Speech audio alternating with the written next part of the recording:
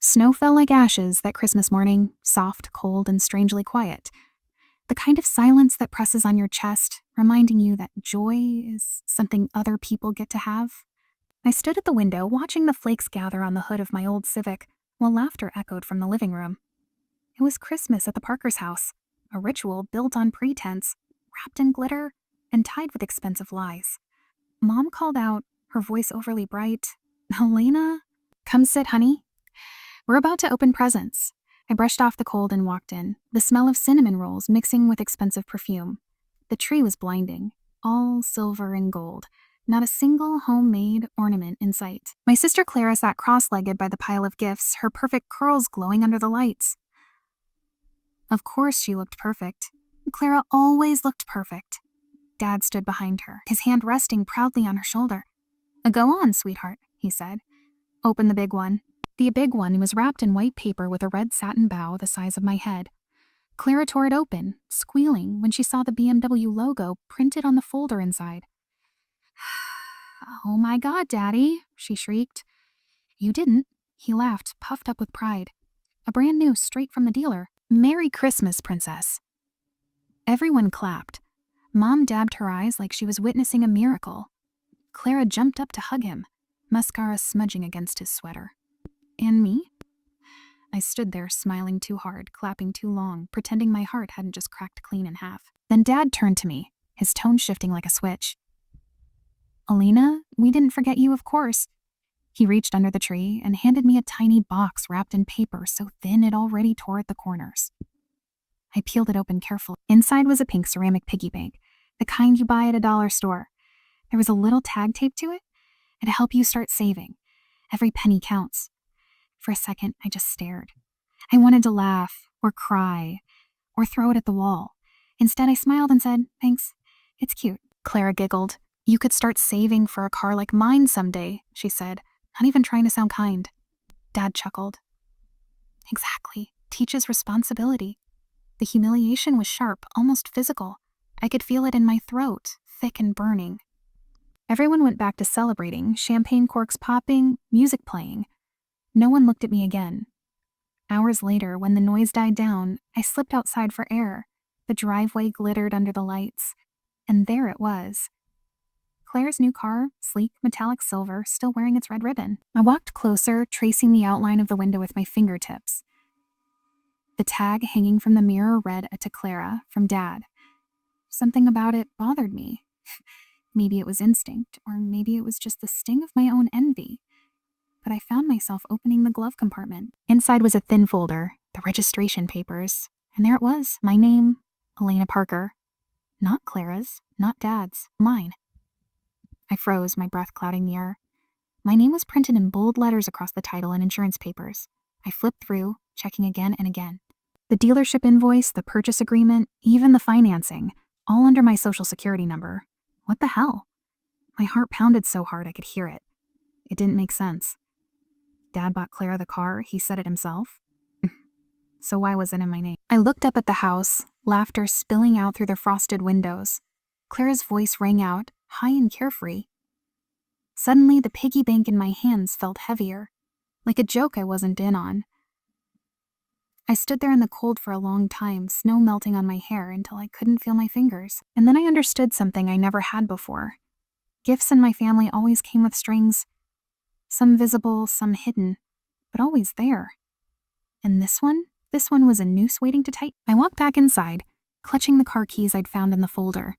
Clara was still showing off to her friends on FaceTime. Dad winked at me across the room, like we shared some secret. He had no idea I already knew one. When I finally went to bed, couldn't sleep. The image of my name on those documents burned behind my eyelids. I kept hearing Clara's laughter, Dad's pride, Mom's silence. By dawn, I'd made up my mind. I wasn't going to wait for them to explain. I wasn't going to let them use me again. I packed a small bag, grabbed the keys, and walked out into the snow.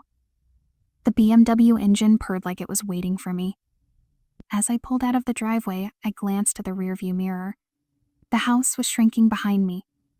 Perfect, golden, and rotten to the core. For the first time in my life, I didn't look back. The highway stretched out before me like a ribbon of frost, endless and silent. The car's headlights sliced through the dawn mist, and for the first time in my life, I felt something dangerously close to freedom. The BMW hummed beneath me, smooth, warm, alive. Every turn of the wheel felt like a rebellion. I didn't know where I was going.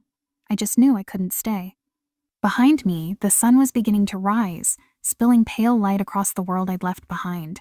That cold, glittering house where love had always been conditional, measured, and rationed like something rare and expensive. I drove for hours crossing state lines, watching the gas needle fall and the snow fade to drizzle. My phone buzzed nonstop, calls from Dad, texts from Mom, messages from Clara with more exclamation marks than words. Dad, where are you? This isn't funny. Clara, Elena, come back. You're being dramatic. Mom, please, honey, you're worrying your father. None of them said they missed me. None of them said they loved me. Just worry. Just control. By noon, I found myself parked at a rest stop overlooking a lake glazed in thin ice. I sat there for a long time, watching the wind push ripples across the surface, feeling the kind of loneliness that hums deep inside your bones. I checked the car's paperwork again. My name was everywhere. But one line caught my eye this time. The financing agreement. It listed my social security number, my signature, except I had never signed anything. The signature was close enough to mine to fool anyone. But I knew it wasn't real. My father had forged it. My chest went cold. The truth began to take shape, sharp and cruel. He'd bought the car under my name, probably to dodge taxes, maybe for a business write-off, and then gifted it to Clara like a trophy. He didn't just humiliate me. He used me. My hands shook as I turned off my phone, tossing it onto the passenger seat. I didn't want their voices in my head anymore. I wanted silence. I wanted air. I wanted to forget them. I drove until the light faded and the gaslight blinked. I pulled into a cheap roadside motel, paid in cash, and collapsed on the bed. The sheets smelled like bleach and loneliness. For a few hours, I slept like the dead. When I woke up, the room was dark and my phone was flashing with the notifications again. I almost ignored them. Almost. Until I saw the voicemail icon. Just one message. From Dad. I played it. Elena. His voice was calm. Too calm. If you don't bring the car back tonight, I'm calling the police. It's registered under your name, but we paid for it. Don't do something stupid. Return the car, or we'll report it stolen. For a second, I couldn't breathe. The voicemail ended, leaving a hiss of silence. Then I laughed. A hollow, broken sound that scraped my throat. The car was in my name. Mine. He said it himself, but he was still threatening to call the police on his own daughter. That was the moment the last piece of hope inside me snapped. They didn't care about me. They never had. I'd always been the backup daughter, the invisible one. The one who existed to fill tax forms, family photos, and awkward silences. The car was just another transaction. Another way to make me useful. I sat there staring at my reflection in the motel mirror. Eyes swollen, hair tangled, face pale under the flickering light. I didn't look like someone who belonged anywhere. And yet, for the first time, I felt the faintest spark of something stronger than pain. Not revenge. Not yet, but resolve. They wanted the car? They could come and get it? They wanted to report it stolen? Let them. Let the world see the lie for what it was. I picked up the keys and stepped outside. The night air bit at my skin, cold and sharp, but I didn't care. I slid into the driver's seat, turned on the ignition, and let the radio fill the silence. Some Christmas song was playing. Cheerful, hollow, cruel. I turned it off. Instead, I listened to the engine. Smooth, steady, powerful. The kind of machine meant for someone who thought they owned the world. I wasn't going to return it. Not yet. Not until I decided what to do. As the miles rolled under me again, I thought about every time Dad had said, "You should be more like your sister." Every time Mom had smiled through my disappointment. Every time Clara had been rewarded for things I was punished for. And I realized something. Maybe I didn't need their approval. Maybe I didn't need their love. Maybe I just needed to stop letting them define me. The road curved into the dark and I followed it. Alone, terrified, but free. The voicemail still echoed in my head. Return the car or we'll report it stolen. I deleted it. Then I whispered to myself, I'll let them try. And kept driving. The months that followed blurred together like watercolor on wet paper.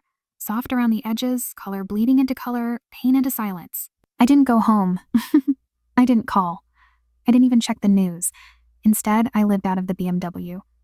I parked behind grocery stores by quiet lakes, in rest stops where no one asked questions. The back seat became my closet, the trunk, my dresser. I showered at gyms, ate cheap instant meals, and filled the car with the smell of coffee and determination. It wasn't glamorous. It wasn't even comfortable.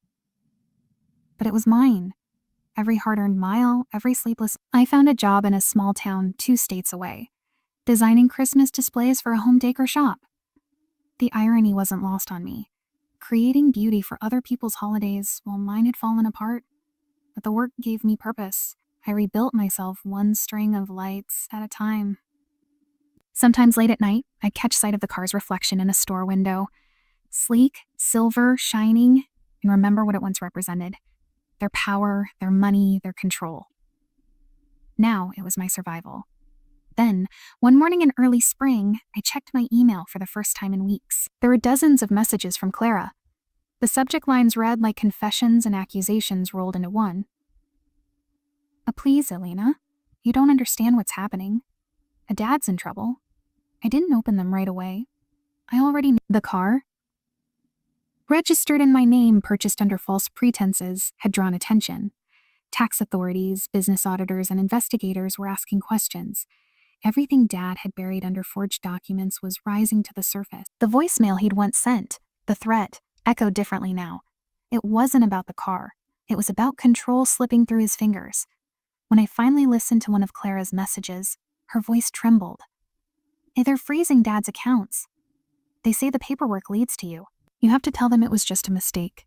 Please, Elena, help us. Help them. I stared at my reflection in the car window, remembering the piggy bank. The cheap pink ceramic still sat on the passenger seat, a symbol of everything small they thought I was. That night, I wrapped the piggy bank in brown paper, slipped it into a box, and mailed it to my parents' house. Inside, I added a note written in my neatest handwriting. You taught me the value of saving. I finally saved myself.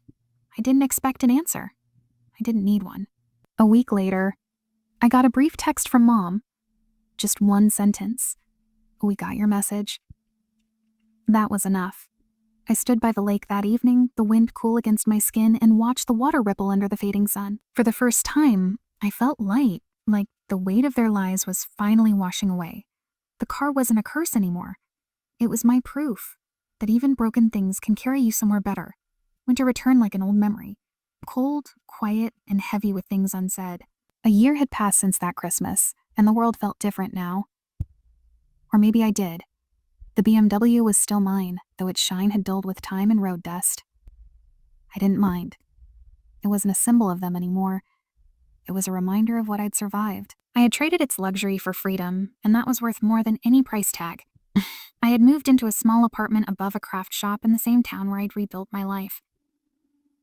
My boss had retired and left me the business, and now I ran it myself. Elena's Designs. People came for custom holiday ornaments, but they stayed for the stories.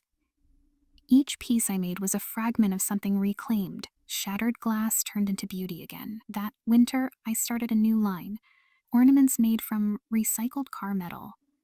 Smooth, polished, shaped into hearts, stars, and snowflakes. On each one, I engraved a single word. Freedom. They sold faster than I could make them. One snowy afternoon, as I was closing the shop, I found an envelope slid under the door. My name was written in my father's familiar, deliberate handwriting. I didn't need to open it to know what it said. Still, I did. Elena, we need your signature to resolve some legal matters regarding the car. Please come home. Let's talk. Dad, no apology. No acknowledgement of what he'd done. Just another attempt to pull me back into his control. I stared at the letter for a long time, the old ache stirring in my chest. Then I folded it neatly, slipped it into my pocket, and made my decision. The next morning, I drove back to the house I'd once called home.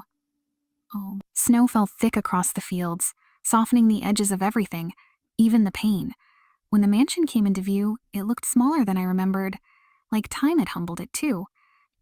I parked the BMW in the driveway and turned off the engine. For a moment, I just sat there, letting the silence fill me. Then I took the keys, stepped out into the snow, and walked up the front steps. The porch light flickered. No one came to the door. I didn't ring the bell. Instead, I placed the keys on the welcome mat along with the final ornament I'd made, a small silver heart, engraved with one simple message. You can have your car back, but you'll never drive me again. I stood there watching my breath rise into the cold air and felt something deep inside me finally settle. Not anger, not triumph, just peace. As I turned to leave, snowflakes caught in my hair like tiny pieces of forgiveness. The wind whispered softly through the trees, and for the first time I wasn't running. I was free. They had given me a piggy bank to teach me the value of saving. In the end, I saved myself, and I never looked back.